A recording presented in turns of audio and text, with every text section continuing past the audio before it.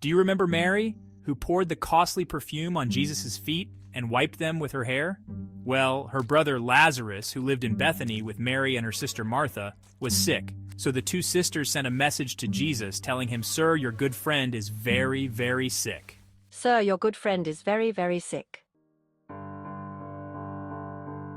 But when Jesus heard about it, he said, "The purpose of his illness is not death, but for the glory of God. I, the Son of God, will receive glory from this situation." Although Jesus was very fond of Martha, Mary, and Lazarus, he stayed where he was for the next 2 days and made no move to go to them. Finally, after the 2 days, he said to his disciples, "Let's go to Judea." But his disciples objected. "Master," they said, "only a few days ago the Jewish leaders in Judea were trying to kill you. Are you going there again? Are you going there again?" There are 12 hours of daylight every day, and during every hour of it, a man can walk safely and not stumble. Only at night is there danger of a wrong step because of the dark. Then he said, "Our friend Lazarus has gone to sleep, but now I will go and waken him."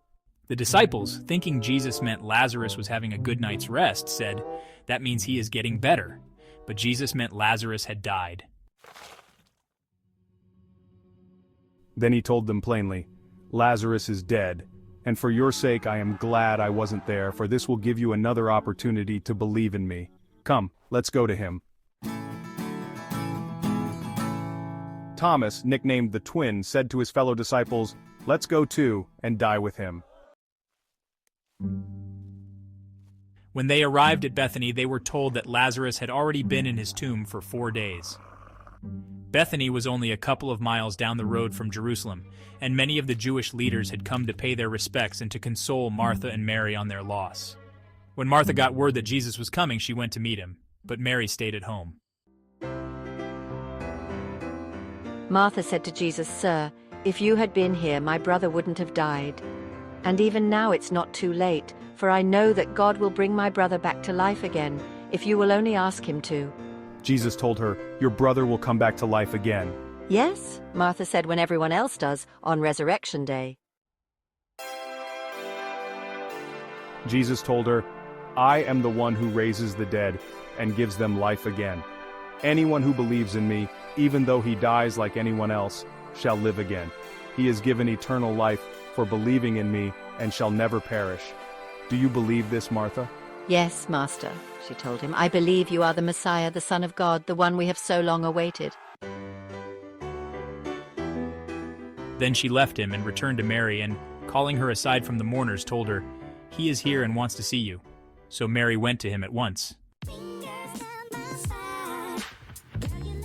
Now Jesus had stayed outside the village, at the place where Martha met him.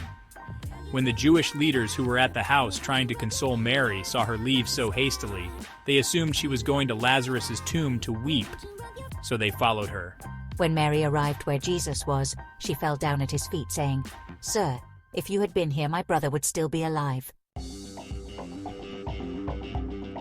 When Jesus saw her weeping and the Jewish leaders wailing with her, he was moved with indignation and deeply troubled.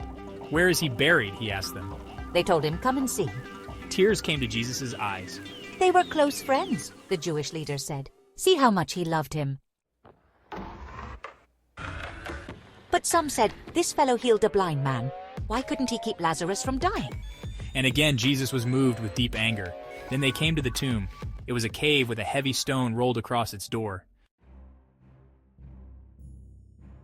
"Roll the stone aside," Jesus told them. But Martha, the dead man's sister, said, "By now the smell will be terrible, for he has been dead 4 days."